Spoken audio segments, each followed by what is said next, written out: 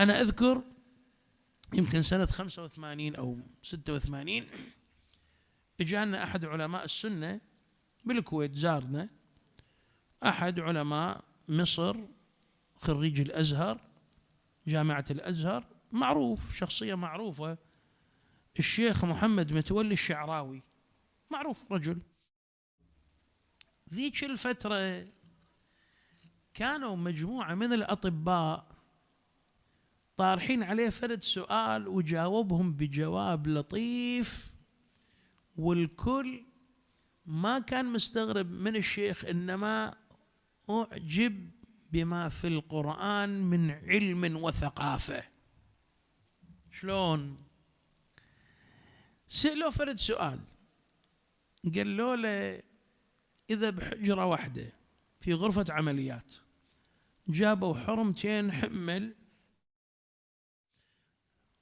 قد أخذهم المخاض الطلق والآن يريدون أن يضعون أحمالهم، وهاي الطبيبة من هلقة خطية راسها مفتر ودايخة بين هذه وهذه، ولدتهم ثنتيناتهم، واحدة جابت بنت وواحدة جابت ولد، لكن ما افتهمت هذا البنت، هالبنت بنت من الأمهات، وهذا الولد ابن من الأمهات، اختلف عليها الرأي، ما عرفت. شلون نقدر نحل الموضوع يا فضيلة الشيخ؟ فالشيخ شنو جاوب؟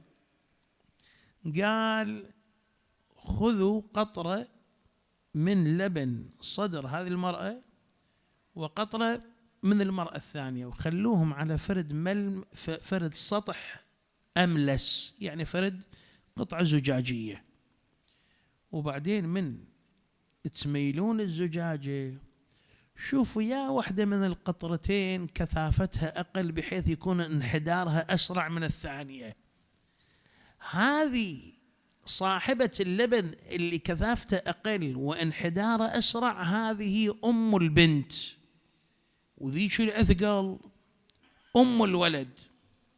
فهذه صارت عندهم أعجوبة، والله يا فضيلة الشيخ، والله يا فضيلة الشيخ، وصار عندهم فرد شيء. خب كان اليوم بإمكانه فحص الدم يفتهمون هذا ابن من بنت من وشكل، كل صارت مشكلة عندهم يرجعون إلى حمض الدي ان اي وانتهى الموضوع.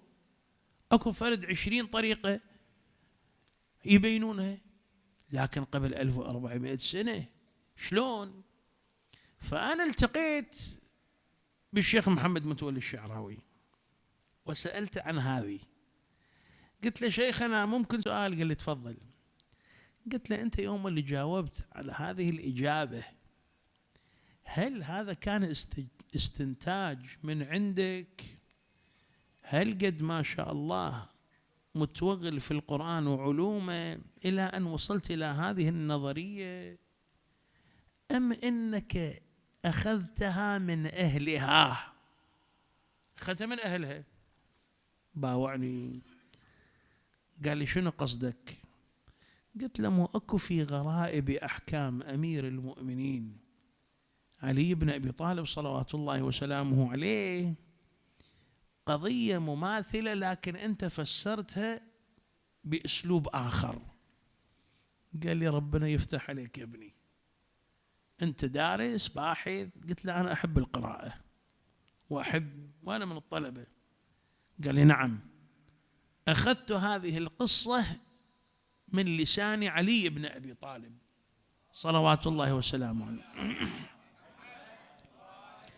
عندما جيء بامرأتين في زمن أحد حكام المسلمين، وصار مشكلة، الدايم ولد 2 نسوان لكن مضيعة، ما تدري هذه ابن منو وهذيك بنت من، فجاءوا للحاكم إنه تعال احكم افصل لنا المقاش، ما أدري إذا الداية ما تدري أنا أدري.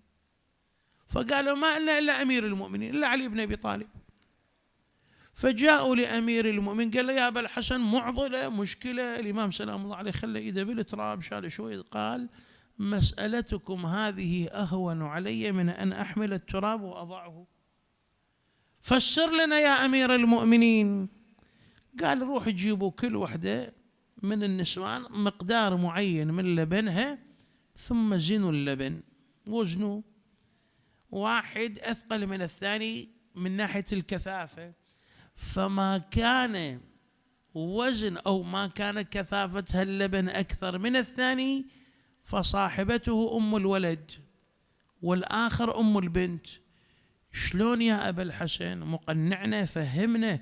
قال لقوله تعالى وللذكر مثل حظ. هي صحيح آية واردة في أحكام المواريث، لكن حول مسألة المواريث أكو فرد علوم، ولهذا قال علي عليه السلام القرآن ظاهره أنيق وباطنه عميق.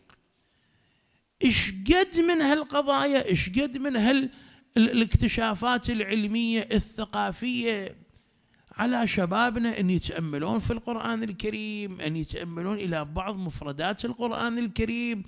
تدري الإنسان لو سعى جاهدا على أن يكتشف ويحقق ويبحث في كل آية من الآيات إلى بعد عشرات الآلاف من السنين، ويظل نفسه أنه ما وصل إلى حقيقة علوم القرآن الكريم.